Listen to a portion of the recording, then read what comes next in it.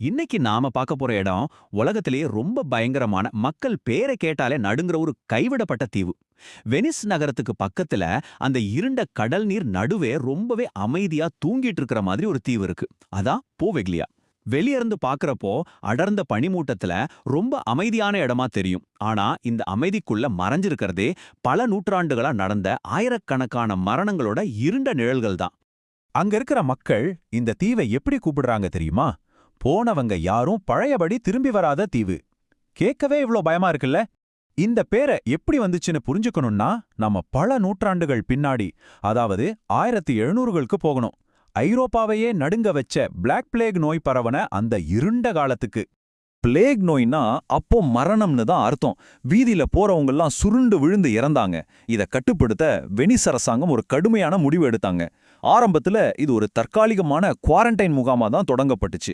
நோய் அறிகுறி இருந்தவங்களெல்லாம் இருட்டுல படகுல ஏத்தி நாம சீக்கிரம் திரும்பி வந்துடுவோன்னு நம்பிக்கிட்டு போன பயந்து போன குடும்பங்களை இந்த தனிமையான தீவுக்கு அனுப்புனாங்க. ஆனா அங்க நடந்த உண்மையான கொடூரம் என்ன தெரியுமா? அந்த தீவுல எந்த ஒரு மருத்துவ சிகிச்சையும் இல்லவே இல்ல, கொஞ்சம் கூட இல்ல. ஒரு மருந்து கூட கிடையாது. இப்படி எதுவுமே இல்லாதப்போ அந்த தீவு ஒரு குவாரண்டைன் முகாமா இல்லாம யாருமே தப்பிக்க முடியாத ஒரு மிகப்பெரிய மரண தண்டனையா மாறிப்போச்சு.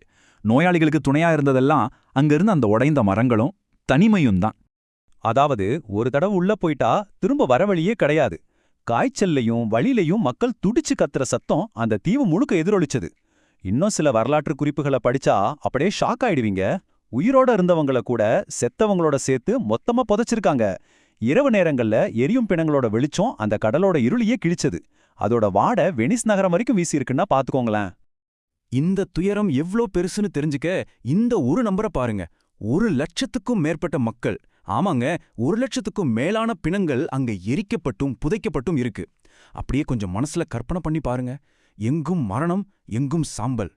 பிளேக் நோய் முடிஞ்ச பிறகும் அந்த தீவு சபிக்கப்பட்ட இடமா தான் மக்கள் நினைச்சாங்க. அந்த மண்ணிலேயே மனித சாம்பல் கலந்திருக்குன்னு உள்ளூர் மீனவர்கள் இன்னைக்கும் சொல்றாங்க. அதனாலேயே ராத்திரி நேரத்துல அந்த தீவு பக்கத்துல போக கூட ரொம்ப பயப்படுவாங்க. அந்த அளவுக்கு மரணத்தோட வாடு மக்கள் மனசுல ஆழமா பதிஞ்சுடுச்சு. அப்படியே காலம் மாறுது. பல வருஷமா யாருமே இல்லாம கைவிடப்பட்டிருந்த இந்த இரண்ட தீவு 1900ங்கள்ல திடீர்னு வேற ஒரு விஷயத்துக்காக பயன்படுத்த ஆரம்பிச்சாங்க. அந்த தீவை ஒரு மனநலம் மருத்துவமனையா மாத்துனாங்க. துருப்பிடிச்ச இரும்பு பெட்டு, இருட்டான தாழ்வாரங்கள், பூஞ்ச படிஞ்ச சுவர்கள். இப்போ அந்த அமைதியான கட்டிடங்களுக்குள்ள மறுபடியும் மனிதர்களோட குரல்கள் கேட்க ஆரம்பிச்சது. அங்க இருந்த நோயாளிகள் சொன்ன விஷயங்கள் எல்லாம் ரொம்பவே அதிர்ச்சியா இருந்துச்சு. நடு ராத்திரியில யாருமே இல்லாத தாழ்வாரங்கள்ல யாரோ நடக்கிற மாதிரி காலடி சத்தம் கேட்கறதாவும், சுவத்துக்கு பின்னாடி ஏதோ சுரன்ற சத்தம் கேட்கறதாவும் சொன்னாங்க. அது மட்டும் இல்லாம யாரோ தங்களை எப்பவும் கண்காணிச்சுட்டே இருக்கிற மாதிரி ஒரு உணர்வு இருக்கிறதா பயந்து போய் கத்துறாங்க.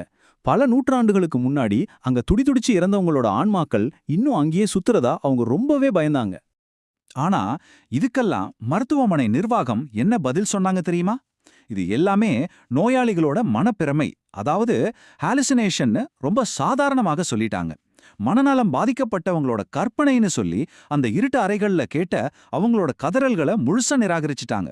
ஆனா உண்மை அது கிடையாது. வெளி உலகத்துக்கு தெரிஞ்ச அந்த மருத்துவ சிகிச்சைக்கும் உள்ளே நடந்த ரகசிய சோதனைகளுக்கும் நிறைய வித்தியாசம் இருந்துச்சு. அந்த தீவு உண்மையிலேயே பேய்கள் இருக்கிற இடம்தான் அப்படின்னு உறுதியா நம்பின ஒரு டாக்டர் அங்க இருந்தாரு. அவர் பயம் மனித மூளையை எப்படி பாதிக்குதுன்னு தெரிஞ்சிக்க மயக்க மருந்து கூட கொடுக்காம ரொம்ப கொடூரமான சோதனைகளை அந்த நோயாளிகள் மேல செஞ்சிருக்காரு. அந்த இருட்டான ரகசிய அறைகள்ல சிதறி கிடந்த பழைய மருத்துவ உபகரணங்களே இந்த கொடூரத்துக்கு சாட்சி.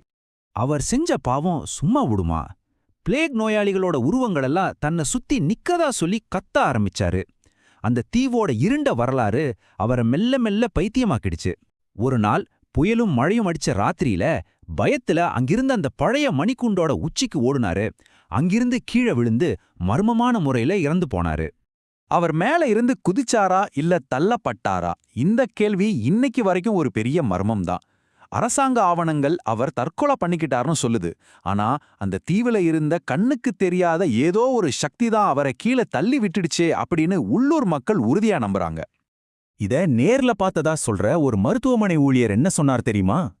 கீழே விழுந்த பிறகும் அந்த டாக்டர் உயிரோட தான் துடிச்சிட்டு இருந்தாராம். அப்போ தரையிலிருந்து ஒரு கருப்பு நிற புகை மாதிரி ஒரு உருவம் வந்து அவர் கழுத்தை நெரிச்சு கொன்னதா சொன்னாரு. இந்த பகீர் சம்பவத்துக்கு அப்புறம் அந்த ஹாஸ்பிட்டல நிரந்தரமா மூடிட்டாங்க. மறுபடியும் தீவு தனிமையில மூழ்கிடுச்சு. இப்போ இருக்கிற காலகட்டத்துல இணையத்துல பிரபலமான பல பாரநார்மல் இன்வெஸ்டிகேட்டர்ஸ் தங்களோட கேமராவை எடுத்துட்டு இந்த இடத்துக்கு போய் பார்த்திருக்காங்க. அங்க அவங்களுக்கு நடந்த விஷயங்கள் ரொம்பவே திக் அனுபவங்கள். எந்த காரணமும் இல்லாம கேமரா பேட்டரி மொத்தமா ட்ரெயின் ஆகுறது, ஆடியோல கேட்கிற மர்மமான கிசுகிசுப்புகள், திடீர்னு ஏற்படுற பேனிக் அட்டாக்ஸ், யாரோ தங்கள தொட்டது போன்ற உணர்வு, இப்படி பல அமானுஷ்ய விஷயங்களை அவங்க ரெக்கார்ட் பண்ணிருக்காங்க. தீவுக்கு உள்ள மட்டும் இல்லைங்க, அந்த தீவை தாண்டி போற படகுல கூட ரொம்ப விசித்திரமான விஷயங்கள் நடக்குது. திசைகாட்டிகள், அதாவது காம்பஸ் தாறுமாற சுத்துறதாவும், ரேடியோ சிக்னல்ஸ் திடீர்னு கட் ஆகிறதாவும் படகு ஓட்டுறவங்க சொல்றாங்க. அதனாலேயே இன்டர்நெட்ல இருக்கிற ஹாரர் கம்யூனிட்டிக்கு இந்த இடம் இன்னைக்கு ஒரு பெரிய ஹாட்ஸ்பாட்டா மாறிடுச்சு. இவ்ளோ விஷயங்கள் நடக்கிறதால இத்தாலி அரசாங்கம் இன்னைக்கு வரைக்கும் பொதுமக்கள் யாரும் உள்ள போகக்கூடாதுன்னு கடுமையான தடை விதிச்சிருக்காங்க. சுற்றுலா பயணிகள் கூட தூரத்துல இருந்து அந்த சிதைஞ்ச கட்டிடங்களை மட்டும்தான் பார்க்க முடியும். சூரியன் மறைஞ்சதுக்கு அப்புறம் அந்த தீவு இருக்கிற திசைய பார்க்க கூட உள்ளூர் மக்கள் இன்னைக்கும் பயப்படுறாங்க. சோ இந்த இருண்ட பயணத்தோட முடிவுல நான் உங்ககிட்ட ஒரு கேள்வியை விட்டுட்டு போறேன். அந்த பனிமூட்டம் மெதுவா அந்த கட்டிடங்களை மறைக்கும்போது இருட்டுல தனியா நிக்கிற அந்த மணிக்கூண்டோட நிழலை பார்த்து நீங்களே யோசிச்சு பாருங்க.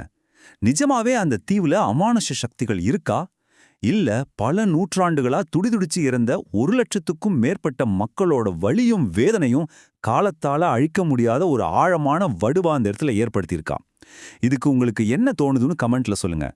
இந்த மாதிரியான பல இருண்ட ரகசியங்கள், மர்மமான இடங்கள் மற்றும் திகிலூட்டும் உண்மை சம்பவங்களை தெரிஞ்சுக்க வீடியோவை லைக் பண்ணிட்டு மறக்காம நம்ம சேனலுக்கு சப்ஸ்கிரைப் பண்ணி தொடர்ந்து சப்போர்ட் பண்ணுங்க.